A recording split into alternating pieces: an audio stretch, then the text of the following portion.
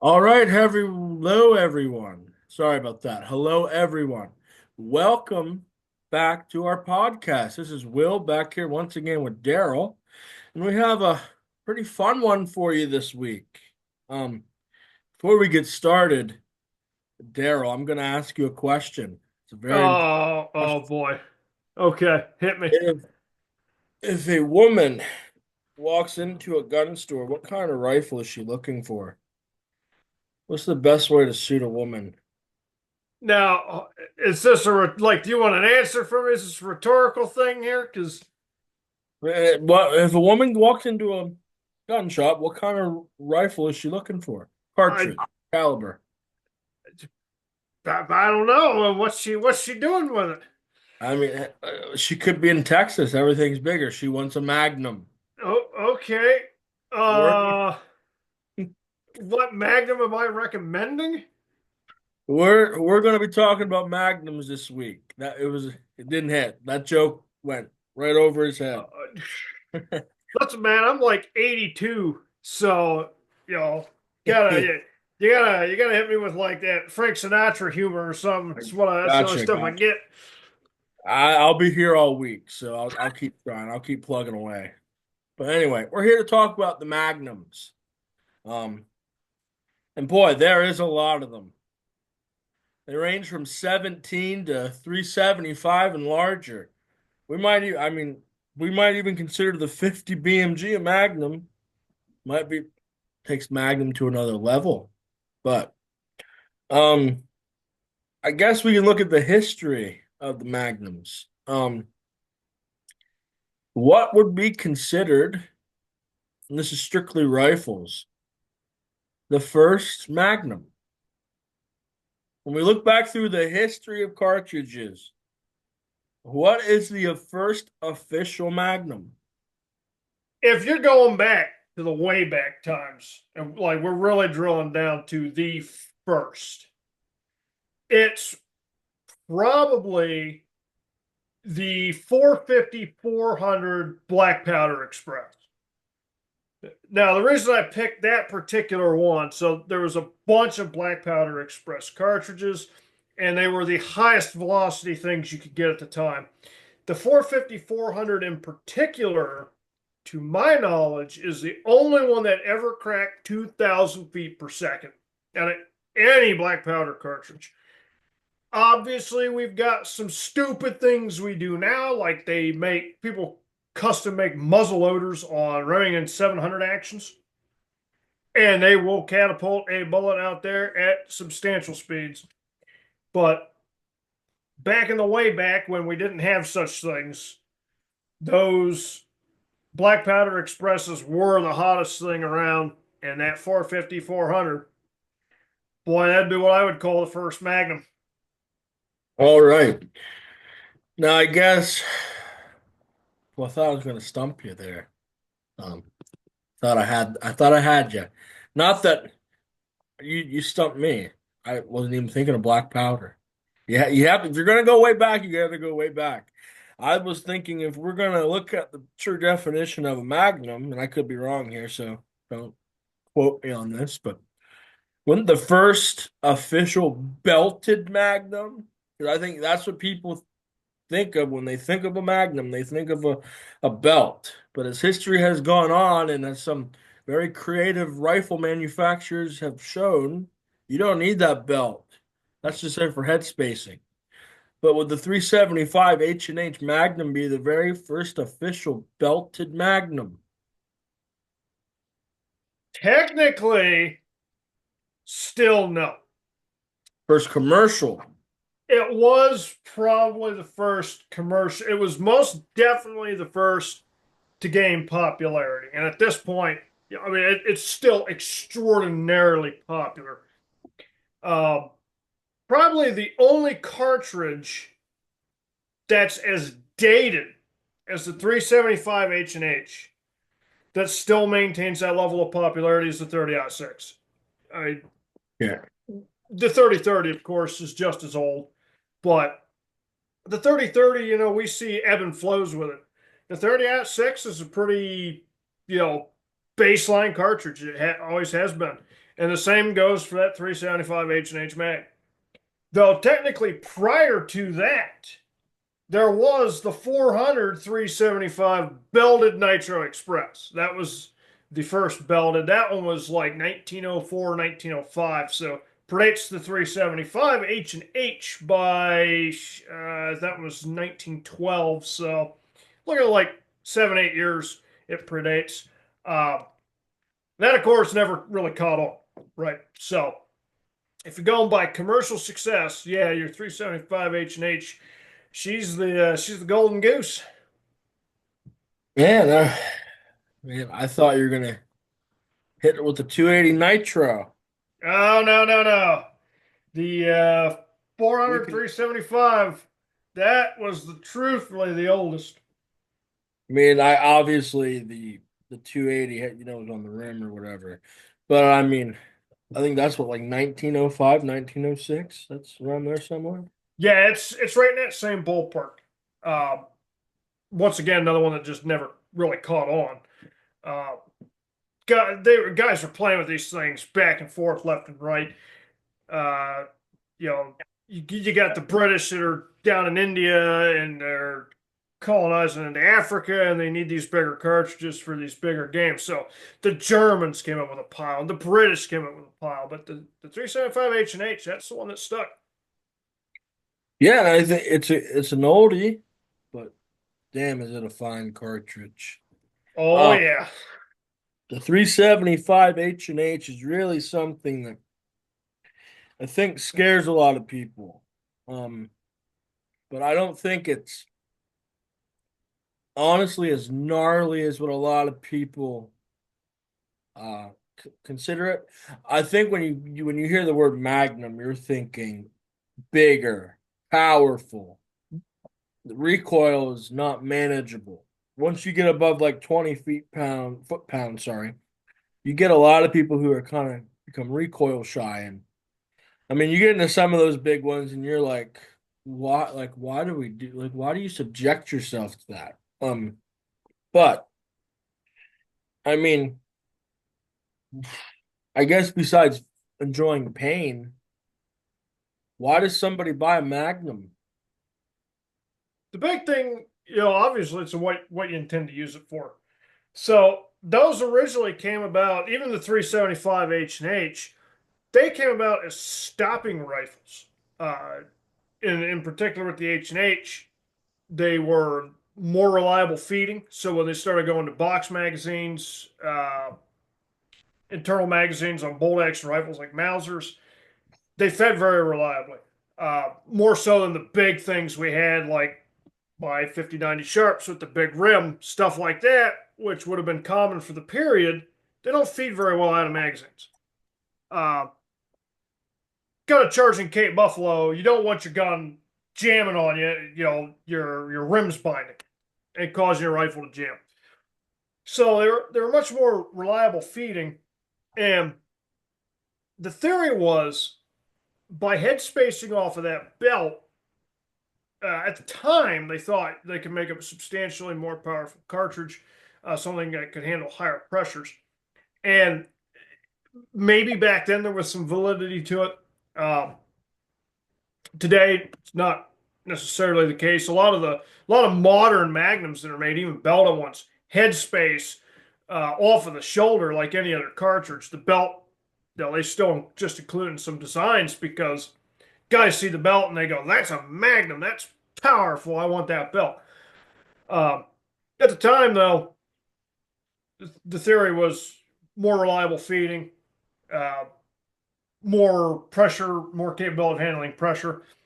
Uh, and they were designed for elephants. Cape Buffalo, the 375 H&H Magnum is the cartridge minimum in a lot of African countries when you're going to hunt the big five. So really, that's the big reason. I mean, here in the U.S., we don't have a whole lot of need for such guns. Um, Moose, bison, large brown bear would be the three here. I'd say you might have some valid reasons to be picking the cartridge. Um, we obviously have much more efficient options because it's not great for long range. So you're not going to be trying to long range shoot deer with it. Um, Within, 300 yards, 338 Win Mag, it's more than capable of taking those, big American three.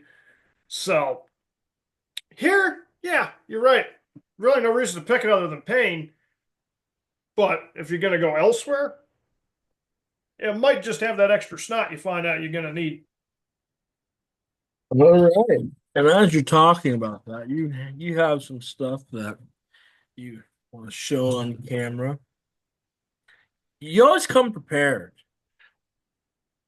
And it's funny too because behind me, this pile of guns keeps growing. We're working on doing some renovations in here to get ready for our baby.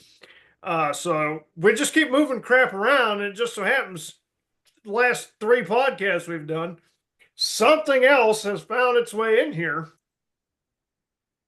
I got something in the mail today as well. Is that what I think it is? That's what you think it is. Oh, we're gonna have some fun, aren't we? We already discussed because we prepare weeks in advance for these things. So we talk about what we want to do, and if you believe me, great, I'll sell you a Brooklyn Bridge 3 times. We were talking, and we go back and forth. Mainly, I bounce ideas off this guy, and will this theoretically work, or what do you think of this, or stuff comes up. Um, man, I have a project on the way. We've already talked about the 300 rum. Um, this project that I needed this for, got a barrel on the way. Um, gonna have some fun with that. Gonna have a lot of fun with that, I think. I think I'm finally gonna convert you to a 25 guy. Like I'm telling you, I'm gonna get you behind that gun, and you're gonna go, "Why didn't I buy one of these sooner?" Exactly. This is right here. It's going to be a lot of fun. But as we venture down that road, and it's going to be a lot of fun. When we look at magnums, this right here wouldn't be my definition of a magnum, Right. but um, I mean, I think you got to look at some of the best magnums. You got to look at the 338 8 millimeter Remington. That's one hell of a magnum. Yeah, that's the best one I've ever shot. Probably the most shocking one you've ever shot. Yeah, that had some wow factor to it. Not for Yeah, the reasons you think. yeah, yeah. There's really something. But when you look at the magnums, I think that here applications here, and we talk about why you really, unless you're in grizzly country, you get your if you live in grizzly country, you probably have a 338 Win Mag because I think that's really all you need. That's gonna put down a grizzly. You're probably sidearming with a 10 millimeter, so the best of both worlds. I had a 338 Win Mag with a sidearm of a 10 millimeter Glock 40. I was ready to go to Alaska. I had my bags packed, but good thing I didn't go. Me and the grizzly bear both would have been shocked. Yeah, no joke. But anyway, but yeah, I mean, I think like we look at all these people who go out west. For guys like us in Pennsylvania, if we're going to invest that 10 grand or 5 grand, whatever it is, depending upon what you do, are we going guided to Colorado? Are we going to Montana? Where are we going? It cost varies. I mean, it's only going up. Are you doing a drop camp? Then you might find it a little bit cheaper. But you always wonder, well, what should we carry out there? And we listen. It all goes back to bullet placement. You look at elk and everything. Um, you could carry a 243 out there. I wouldn't recommend it. There's a lot of guys out there who they're not going to recommend it, especially if you're putting that kind of a financial commitment into it. You don't want to do that. So get a Magnum. most popular one I think people recommend is get a 300 Win Mag. That's all you need to go out there. Um, and I think that in some jurisdi jurisdictions or environments or settings, that's a good recommendation. But I mean, if somebody just hunts what their average white-tailed deer out here, um, and they use a 243, 6.5 Creedmoor, whatever they use, then they just bump right up to a Magnum. They might shoot it in a couple times, and they don't really work with it because they just want to get it sighted in. Then maybe taking a Magnum out west isn't the best idea. Um, Now if you're a more seasoned shooter like this man over here, you now he could go out to Colorado with a 220 Swift, a K Hornet, and he could put down an elk at 500 yards, no problem. But for a young man like myself who never shoots anything above the 22 because I recoil sensitive, I don't know if getting the 300 Remington Ultra Mag is my best decision. But no, I'm just messing around. But I just think that like when you look at that kind of stuff, right, you have to like take that into consideration. Who's a Magnum for? A Magnum is for the people who need it. That's really what it comes down to.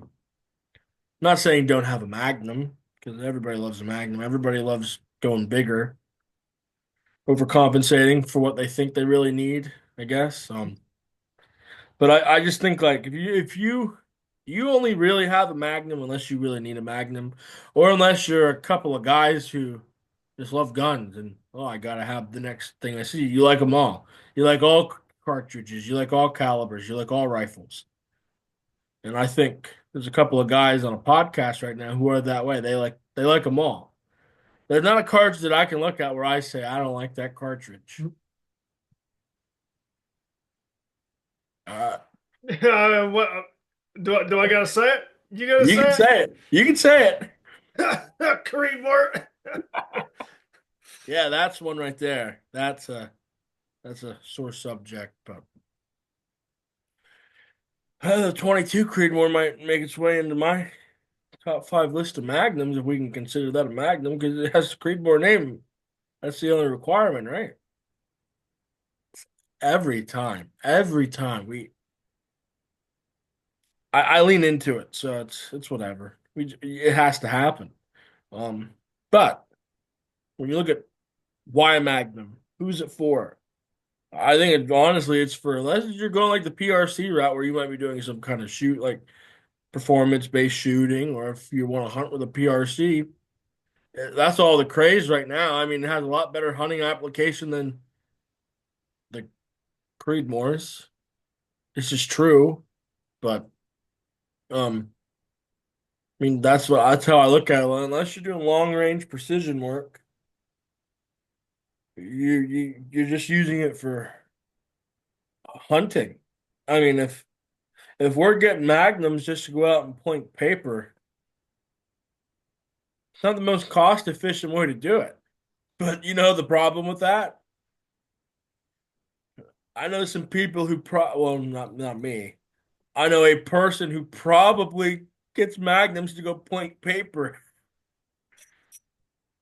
I can genuinely say I have shot, and I mentioned this before with handgun magnums, but I've also shot more rifle magnum cartridges than I have 22 long rifle. I just 22 doesn't get my rocks off. Exactly. You need that magnum in your life. Mm-hmm. It's really something. They're a lot of fun. Now they're not something you go out and you shoot at a large rate like you do a 22 because you're gonna be bruised. You're gonna feel it the next day. It's like that. It's like that Magnum's like that bad temptation. Whatever it is, that crazy ex-girlfriend. You know it's not what you need all the time, but you need a little attention. You get a Magnum, pound your shoulder a little bit. you know it's not worth it, but you just love it. You just love giving that attention. But man, if we're gonna continue down this road of the Magnums, I think we should probably construct different areas of the Magnums. Let's go down the list, or should we go up the list? Do we start at? No, I think we should start oldest to newest. We looked at 375. What, we just gonna say commercial? I think that's probably easier. We started 375 H&H. It's probably the standard of Magnums for European, Africa. And it's really a good one. And you own one, don't you? I do, in fact. I have a single shot 375 H&H mag barrel for my Thompson Center Encore.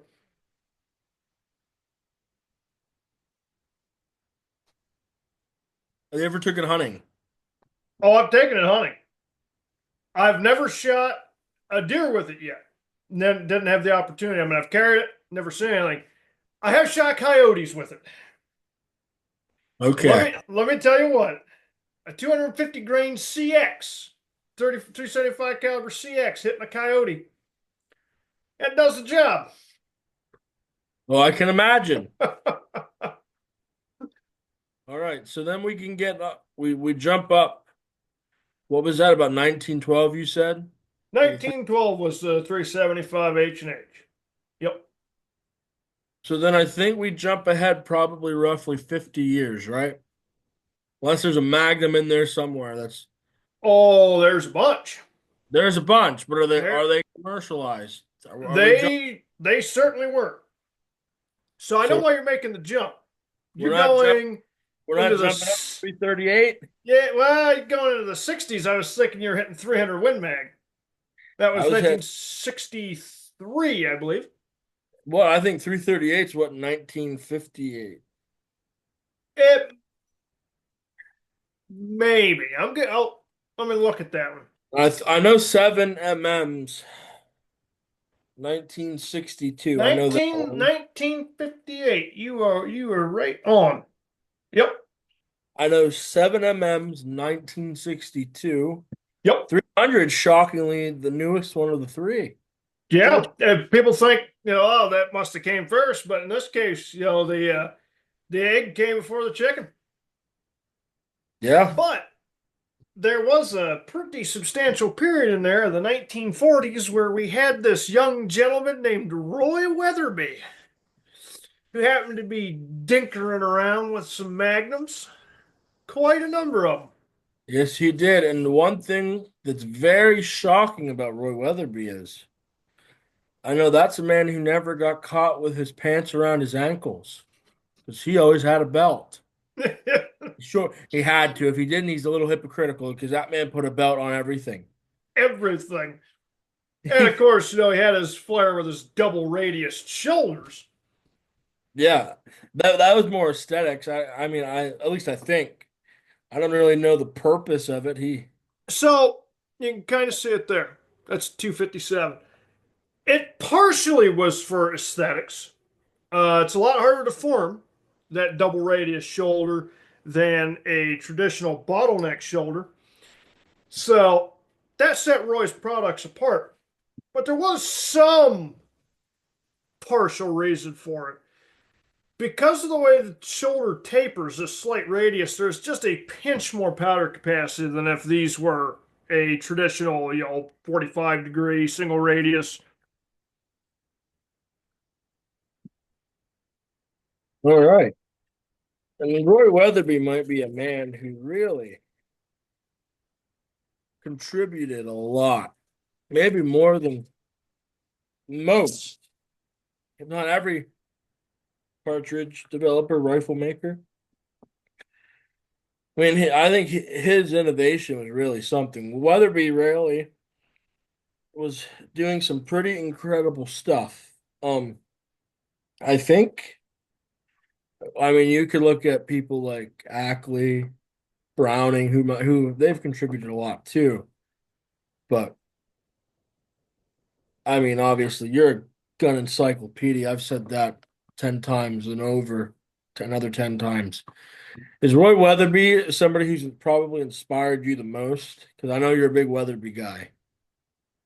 I would say in some ways, yes. But to that note, too, it's a more recent inspiration. I didn't really get playing with Weatherby cartridges until I was out on my own and started expanding my personal catalog. Most of what I'd done was like 375 H&H, the Win Mag and Rem Mag derivatives. And then as I chose to move on and start doing more and more stupid things, I stumbled upon Roy Weatherby and seeing what he had done. And this is pretty impressive stuff. Like even today, some of these cartridges he designed in the 40s and 50s are still smoking anything else we've come up with. Um, so I started looking more into his designs. And I mean, other than that goofy double radius shoulder, when you look at stuff he came up with in the 40s, they're shockingly modern. Uh, Even today, stuff that H&H and Weatherby come up with in the 1900s, 1940s are still used for development of rifle cartridges today. There's not a whole lot more you can do to push the envelope, and we're seeing that now with like 7M and backcountry, where the only thing they can do to make it better is drive up pressure. What's that you got there? It's floating. Yeah, it's not quite coming into frame there. Yeah, Oh, now I see it.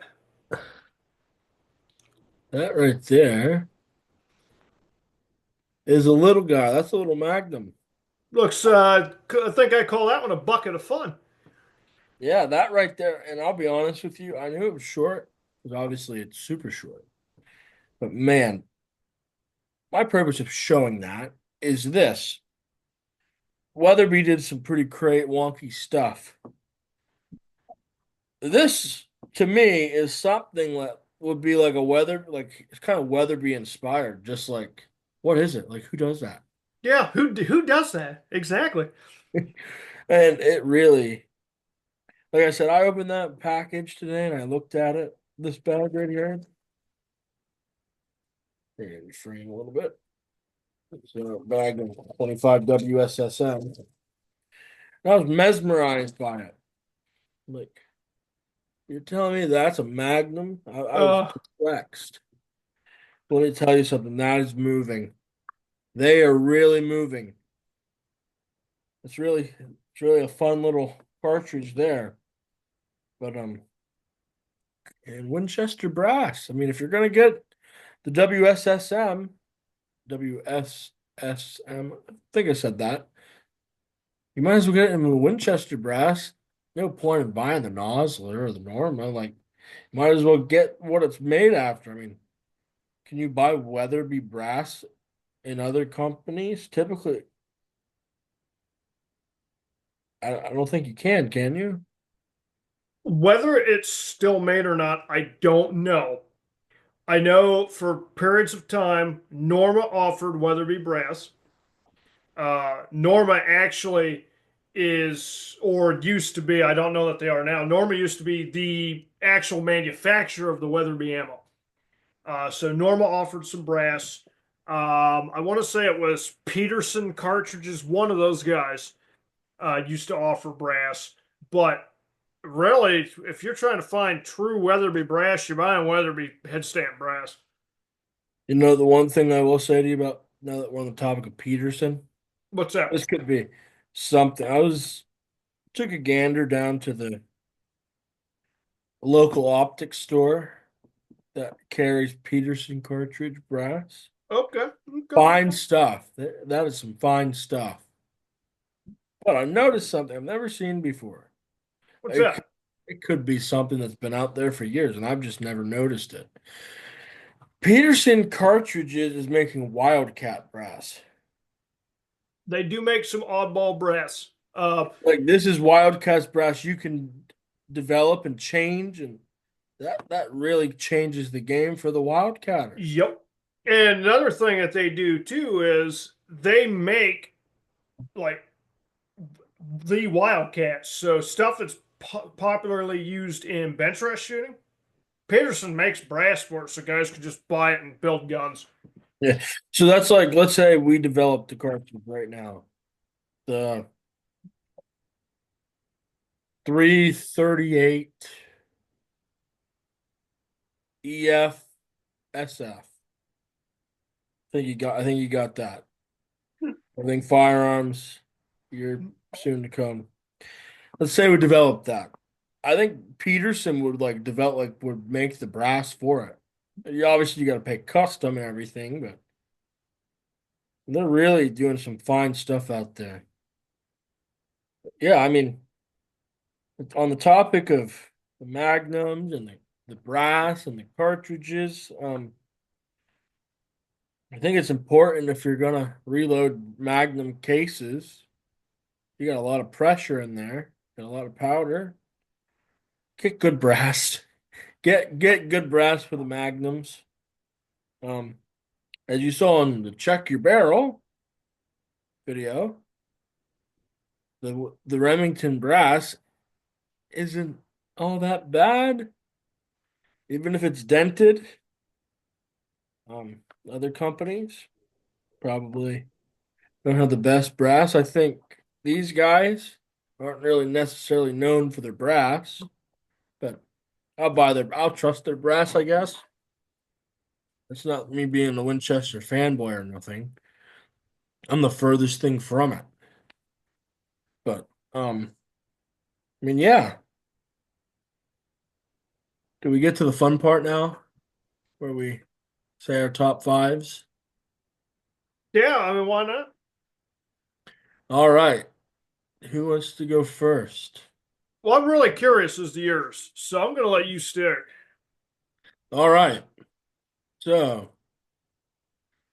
coming in, and this is all based off top of my head. If you gave me a week to think about this, to really crunch ballistics and really look at application, um, I could really probably have a better list off than instead of off the top of my head. But just one question. We set the parameters for this beforehand on center fire, whatever, rifles. We didn't discuss improved cases. Obviously, a certain Ackley improved case isn't necessarily a Magnum, but you're improving upon it. I don't think we can include it as a Magnum. Get into a gray area there. Okay, I mean, because I think it's different if you're getting Magnum level performance. I mean, if we're talking the 30-30 AI, you're not like you might as well just pick up a slingshot. Which which I hate saying that. It pains me to say that because you know how I feel about the 30-30. I have a soft spot for the 30-30. But I mean, if you get to the 280, you have more of that like improvement. You're getting Rem Mag level performance. But I'm not going to do that. I'll stick to strictly magnums. There will be no question of anything on whether it's a true magnum or not. So we'll start with the fun one. The 375 H&H. I'm gonna put it at number five, just specifically upon its history. I mean, it's maybe the magnum that's killed the most animals all over the world. It's really something. I hate to say it, but you could probably make the argument the 375 H&H Magnum may have killed the most animals worldwide.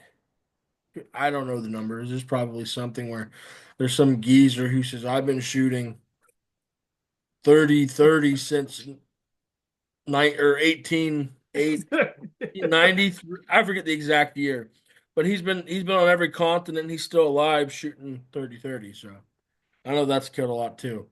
But we're gonna go the 375 H&H Magnum at number five. That really, I think, has stood the test of time. Um, can't really accurate. That's a shame. I think the shoulder's too sharp already, right? Too close to a straight wall as it is. Has like a Yeah. 15 degree. When you see the taper on that, the we talk about the belts not being necessary for head spacing. On the 375 and the 300 H&H, it is necessary for head spacing because of the way they're tapered. Holy cow. I have a prop for this. I have Oh, something that helps out. If you remember way back when we expanded that brass, yeah, it tapers in to the 375 H&H Magnum. I'll be right back. yeah.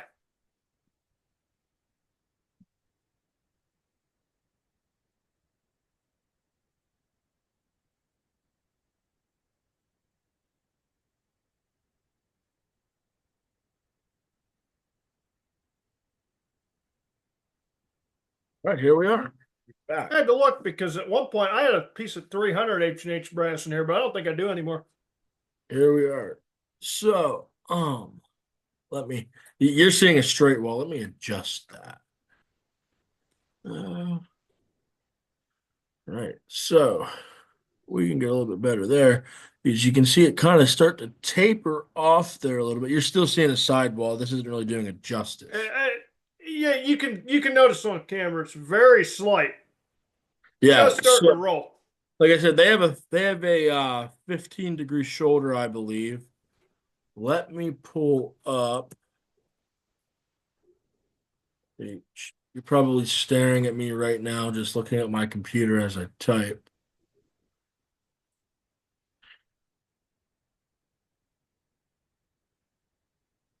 Righty.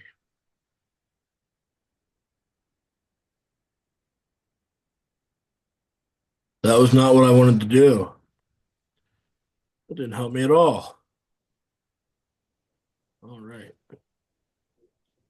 This should work. Share screen.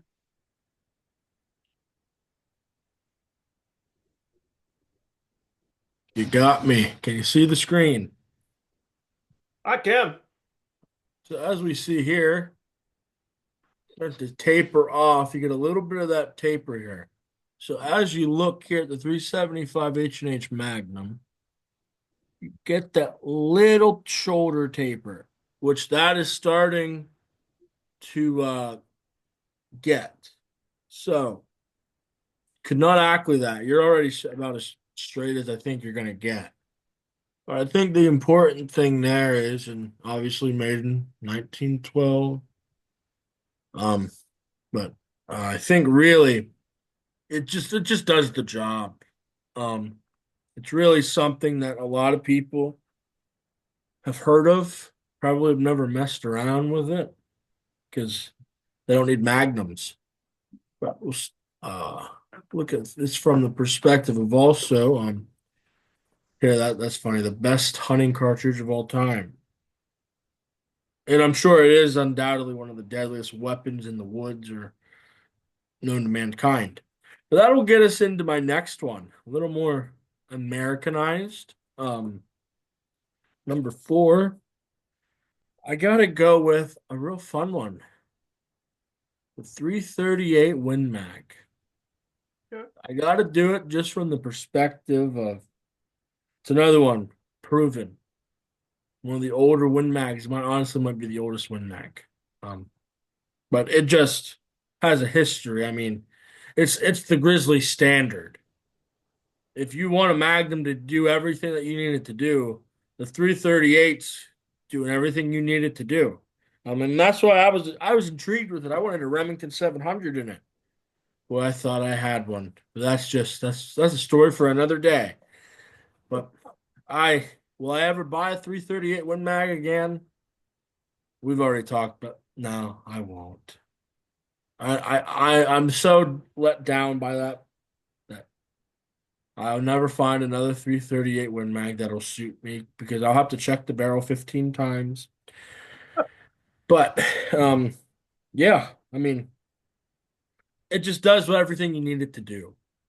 It stands true and true. 225 is probably the standard bullet weight. I could go get another prop because I have a whole box of them that just sitting around now. Um, that gets us into number three. I think number three could be a real fun one. It's kind of a one that I think a lot of people could have some fun with. Um, and I think it might be the greatest Weatherby cartridge. 257 Weatherby. It's another one. That's a fun one. One of the more mild recoiling Magnums. And it's it's just been it was probably the best Weatherby cartridge. It does everything you need it to do, from deer to sheep to coyote. You can load that son of a bitch up, and you can load that son of a bitch down. Yeah. I'm not going to expand on that because I know somebody else. If he chooses that one, he can expand on it a lot. I'm not gonna, but it's just one of those ones that has really done everything you need it to do. I mean, it's just a fun one. Disclaimer, an honorable mention did not make the list. Is a 300 Win Mag. And that's probably the most popular one out there. My number two is saved for a Magnum that I have actually experience with.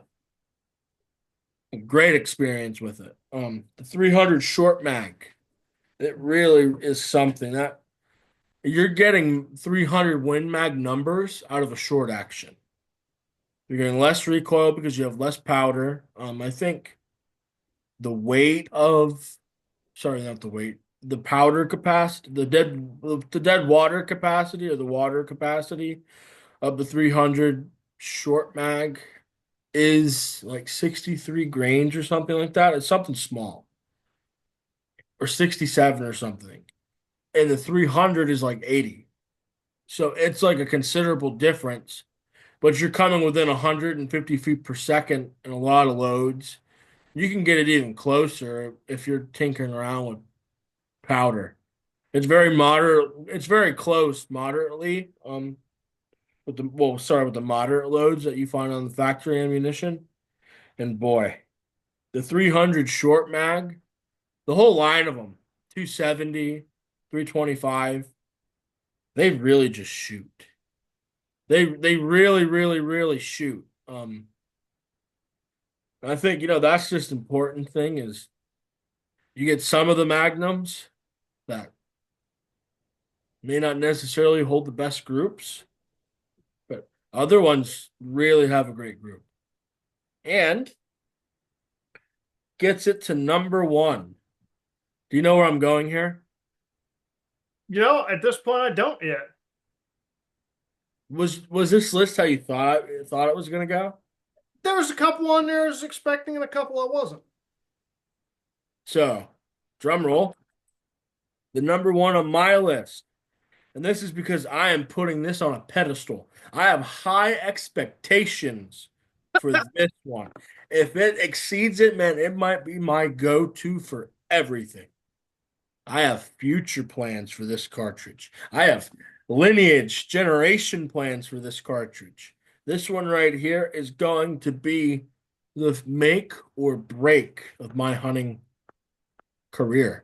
I'm putting my entire stock in this cartridge. I'm hyping this up like it's my Creedmoor. This is my 6.5 Creedmoor. I was told how great entering into the 25s was going to be. I was told all this line of stuff about how great the 25s are, how great the short mags are, how this sits right in between the 257 Roberts and the 25-06. This threads the needle. You can load this one down. You could probably load this one up. You could exceed the 25-06. This thing is a laser beam. This thing could hit the Russians as they come across the aerial aviation skyline. Once they get into my airwaves, this thing is going to take them down. The 25 WSSM. Right there it is. I have a lot of hope for this rifle, this cartridge.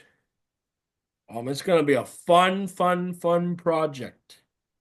How we're going to do it, I I don't know when it's going to be complete, but it is going to be one hell of a fun time. This will be my introduction officially into the ownership of the 25s. And man, it is going to be a fun one, I think. I'm hyped up. We got a lot of fun with this stuff right here. This is gonna got 50 of them here. You have what? What's on average, you think? How many times do you think you reuse a case? Out of that brass, now it's Yeah. Winchester brass, so it's not like we're not talking about Alpha or Peterson brass here, but I guarantee you we should get at least 5 firings out of that stuff. All right. So 50 times five, we're looking at 1,000. Yeah, 1,000. 250. 200. Look at me. Shouldn't be a math teacher thinking I'm not a math teacher. Anyway, but yeah, man, that was terrible right there. I'm sorry about that. That's embarrassing. But anyway, yeah, I think that's gonna be a lot of fun. 250 rounds there. If you maintain it, you tumble it, you might push more than five. Who knows? But it's pretty. I mean, I some numb nut like me was able to go on the internet and buy it. Got a great deal on it. I can probably do it even again and again and again. But yeah, that's it. That's my list of the Magnums. Sorry, I kind of rambled there on this one. Didn't really say my plans for it. But man, this thing right here, deer, bang. Woodchuck, bang. Aoudad, bang.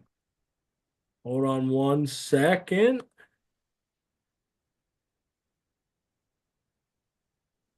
Ah,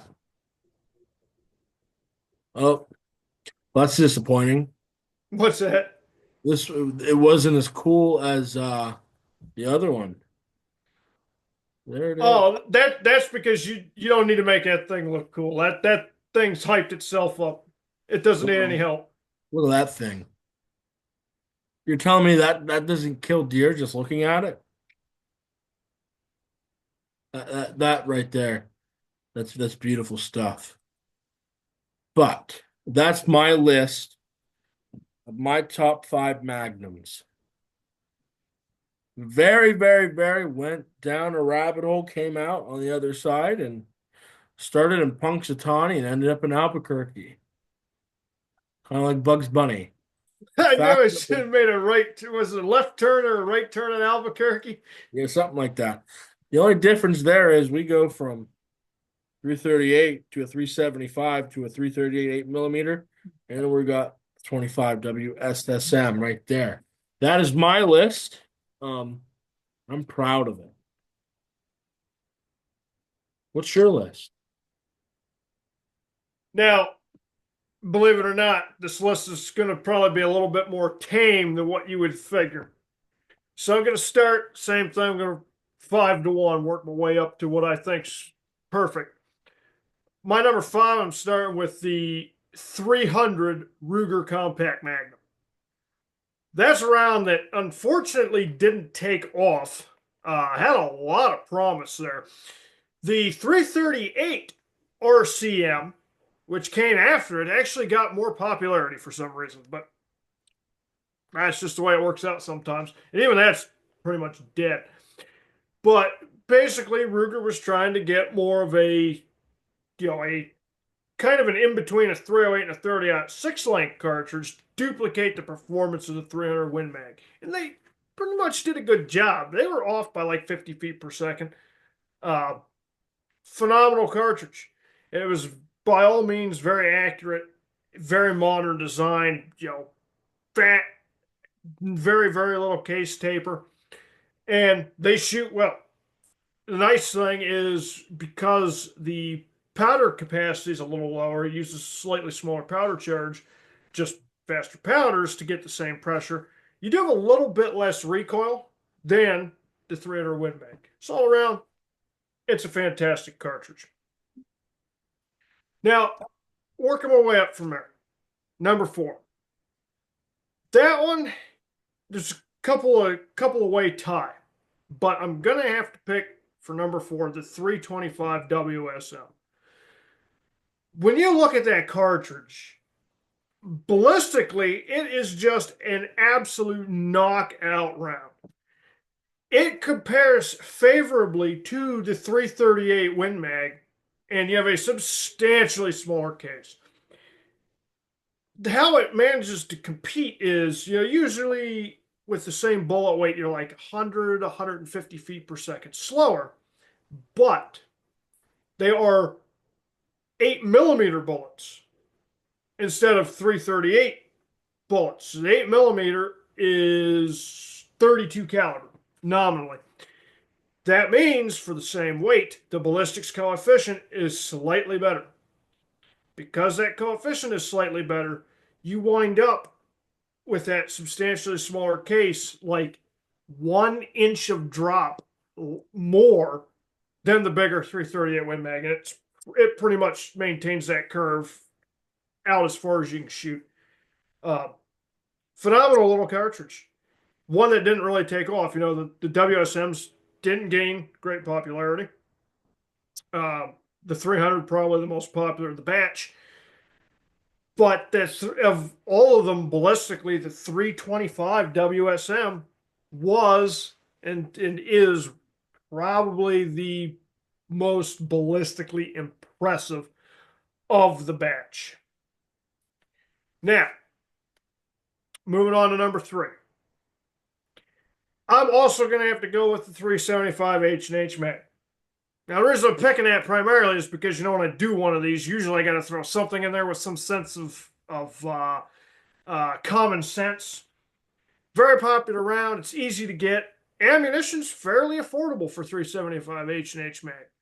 Um, it can when you start looking at stuff like the Weatherbees, which they're out there at 375, can be sometimes 20% cheap.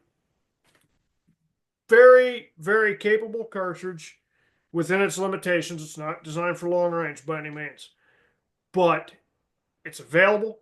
It works well. It's got a very storied history. You can get it in double rifles. You can get it in bolt action rifles. There's even a company that's crazy enough to chamber that sucker in a semi-auto. So you can get them in pretty much whatever you want as long as you got the cash to throw around. And they're fun. I absolutely love shooting 375 H&H Mag. For my single shot barrel, that thing produces over 50 pounds of free recoil energy, and I love every second of it. Just a phenomenal shooter. Now, number two, going out of common sense, going into what the hell.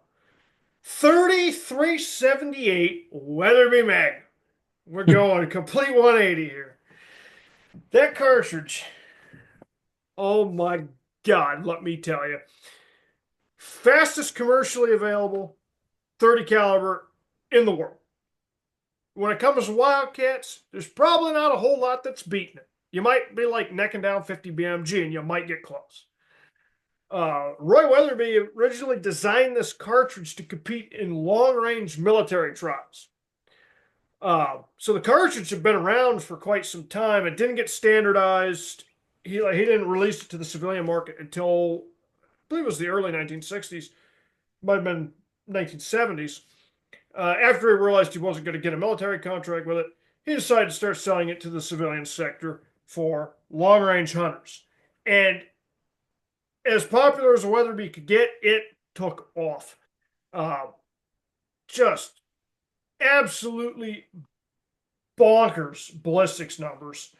Um, Especially today when you can get them with a modern twist rate barrel and you can really take advantage of some big bullets.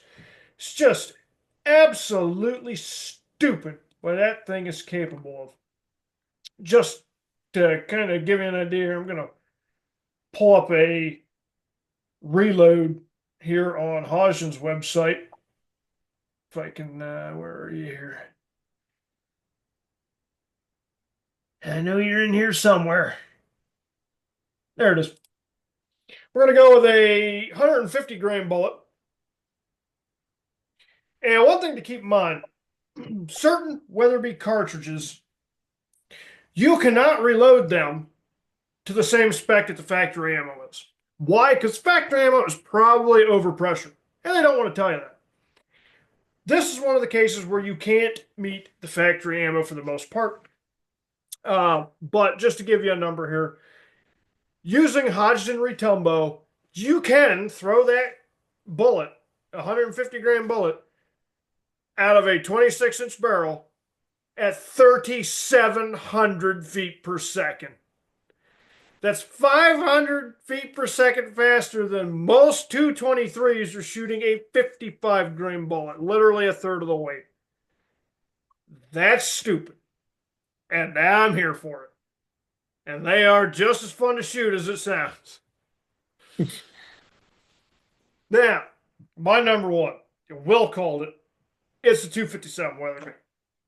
Out of all the Magnums you can get your hands on, as obscure as some people have challenges reloading the Weatherbys, all that factored in, it is probably the most practical Magnum cartridge you can get your hands on.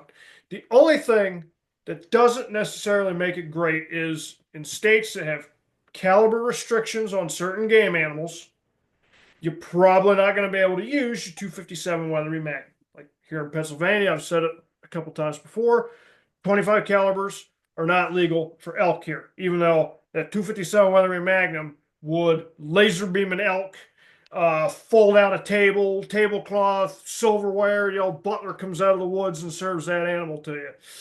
That's how good it'll kill it. Well, when Roy first developed it, it was one of his first three cartridges he released. He released the 257, the 270, and I want to say it was the 240 Weatherby Magnum, all in the same shot in 1943. Uh, so it was one of his very first creations. And up until the day he died, it was his absolute favorite. He never developed a cartridge that he liked more than the 257 Weatherby. And it's just because of how dang practical it is. The recoil level of the 257 Weatherby matches a 30-06. Ballistics performance is pure insanity. You're shooting 100 grain bullets at 3,500 feet per second. Those are Barnes coppers, which, because of the design of a copper bullet, you're going to get a little less velocity out of it. So, tremendously fast, shoots like a laser beam, and it just works.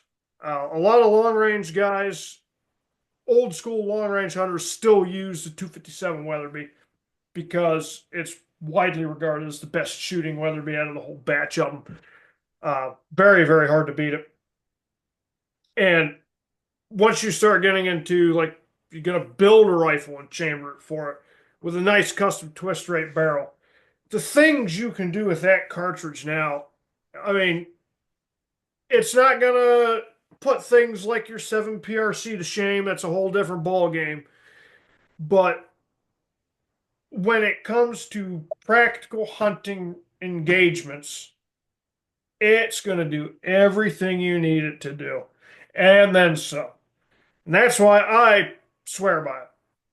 But probably my favorite thing about it is its versatility, in that it is the hottest 25 caliber you can get, period, bar none, no exceptions. You can easily water that thing down to 257 Roberts performance. I do it regularly and use it in the deer woods.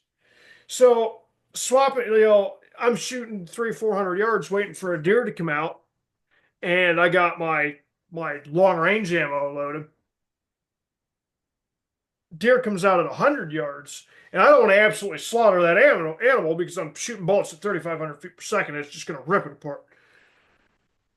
I can eject a round, put in a lower velocity round, and just change my scope adjustment and be shooting 3,000 feet per second. 257 Roberts performance. Get a nice clean kill without over damaging the meat. Just with a simple cartridge swap, a couple of turret clicks if you got your dope set up right. It just makes it one of the most versatile cartridges out there. All right. On your list, you have the 375 H&H. You have the 257 Weatherby. Which ones don't you have? Which ones don't I have on that list? Yeah. I do not have the 325. I don't own the 325. And I do not own the 3378. I've done a lot of reloading. I've shot a lot of them. I don't own those two. Well, we can change that today. I just sent you a message. Take a look at that message and you will love it. Oh boy, what's this now? Last week you were trying to get me. Last week I was trying to get you. I think I just got you. Oh Jesus, man. That's disgusting. Perma-coated. That's a gorgeous gun. That is a gorgeous gun. I'm not a synthetic stock guy, but that right there. I like that. I like the price too. If I wanted to build that, I'd have 300 more bucks into it.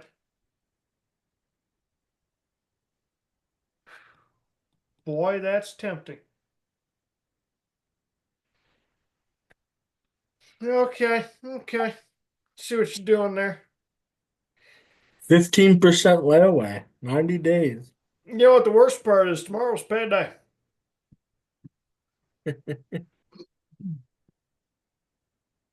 I don't think you'll see that kind of deal on the gauntlet. No, no, no. No, I guarantee I won't. That's probably one of those things. This gun, the box in the warehouse has got like 10 inches of dust laying on it. And they're like, what the hell is that? Oh, it's one of them 325s. Throw that thing out there for 37% off. Someone will buy it. Yeah. Yeah, that's a. I looked at that for probably 2 weeks almost. I'm surprised you didn't buy it if you've been looking at it that long. Yeah. I think I sent it to you before too. You might have sent me this one. We've been bouncing so many guns back and forth, I don't remember. Yeah. Yeah. Um, but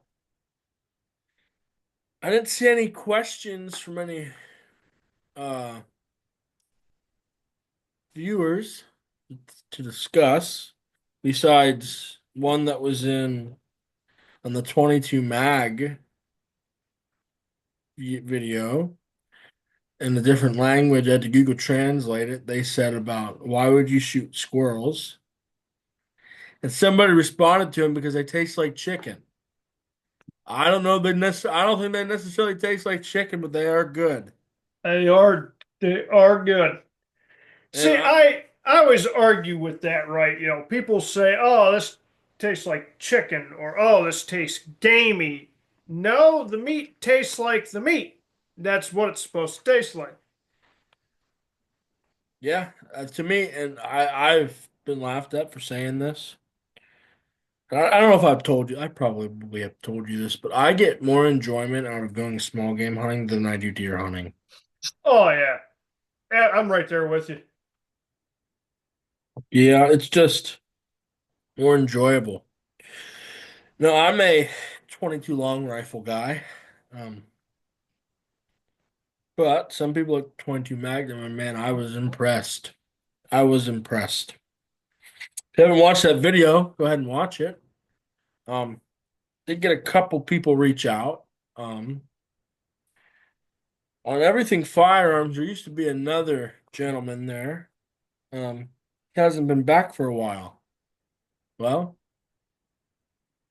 got into talks again after a little bit of a longer than normal absence of communication.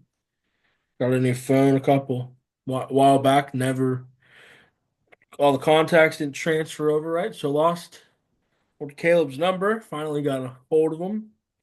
He will be back for some videos, more of like the handgun stuff. You want to talk about converting? You can convert him into a rifleman. He'll be back. Don't know the logistics of what all he's gonna do. don't know if he'll pop on the podcast. I don't know. That's up to him. But like I said, he brings he has a way of reviewing a handgun or whatever, and we'll throw that video up coming here. The old 9 millimeter thesis. It's really something to watch. 7 minutes of just pure humor. You'll enjoy it. And people liked it before. Saying the one guy who commented on it got him going about saying he did something to the gun that he didn't do. He still talks about it. It's funny.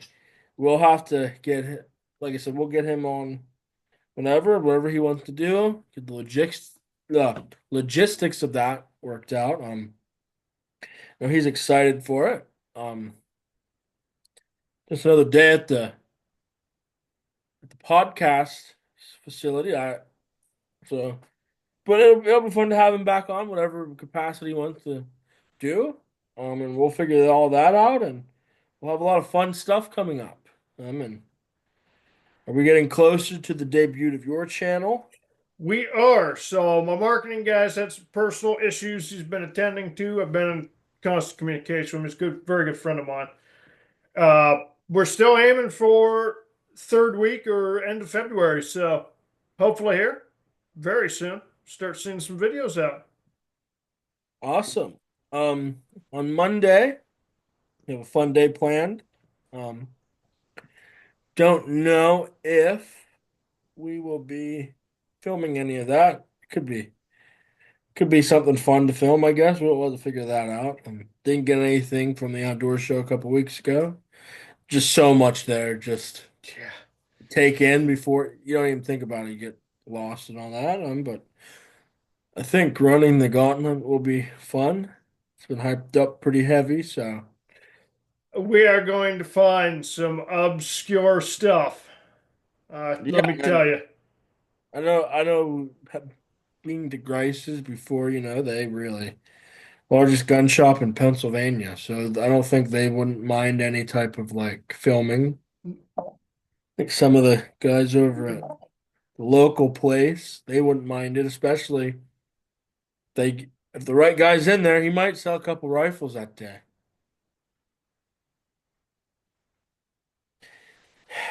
Man, but the whole point of all that rambling there is, just a lot of fun coming up. It's gonna be exciting, lots to do, and like I said, I think we're gonna have a lot of fun. So, once again, this has been the Everything Firearms podcast. We'll get a new name for that soon, and we will see you on the next one.